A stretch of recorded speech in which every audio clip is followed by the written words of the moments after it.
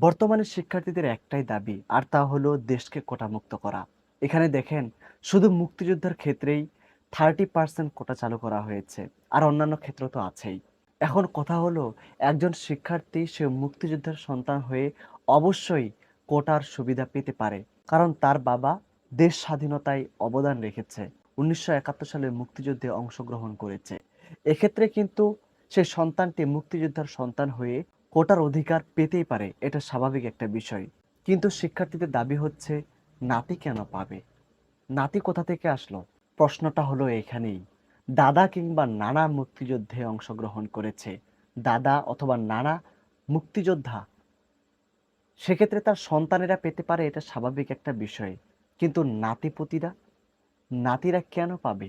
নাতিপুতিরা দাদা কিংবা নানা মুক্তিযোদ্ধা সেজন্য কোটার অধিকার পাবে, কোটার সুবিধা পাবে, এটা কিন্তু মোটেও যুক্তিসঙ্গত কোনো বিষয় নয়। এখানে অবশ্যই মেধাবীদের সঙ্গে বেইমানি করা হচ্ছে, সাধারণ শিক্ষার্থীদের সঙ্গে বেইমানি করা হচ্ছে, তাদের প্রতি জুলুম করা হচ্ছে।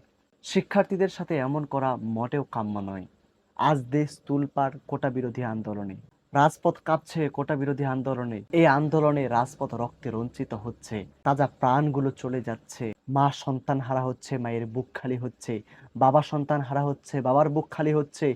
ভাই ভাই হারা হচ্ছে। আজকে শুধু একটা বিষয় নিয়ে দেশের এই অবস্থা হয়েছে। সাধারণ শিক্ষার্থীদেরকে কখনো দাবিয়ে রাখা যাবে না। তাদের দাবিকে অবশ্যই মেনে নিতে হবে।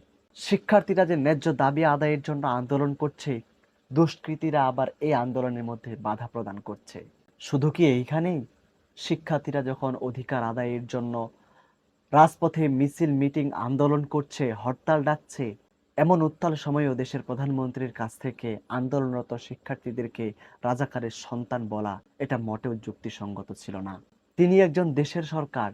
তিনি দেশের সর্বোচ্চ সম্মানের জায়গায় অবস্থান করছেন। তিনি নির্বাচনের মাধ্যমে জয়যুক্ত হয়েছেন। নির্বাচন যেমনই হোক, যেভাবেই হোক, তিনি নির্বাচিত হয়েছেন।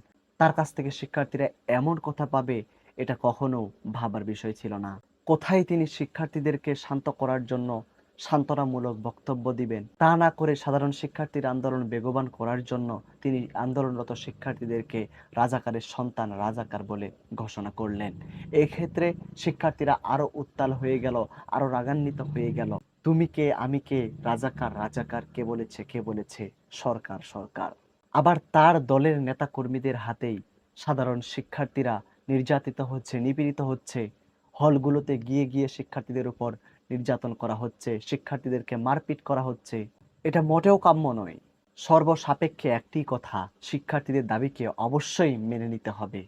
যারা অধিকার আদায়ের জন্য রাজপথ ছাড়েননি, আন্দোলন ছাড়েননি, লাশের পর লাশ পড়ে যাচ্ছে, তারপরেও আপনারা সাহসিকতা দেখিয়েছেন।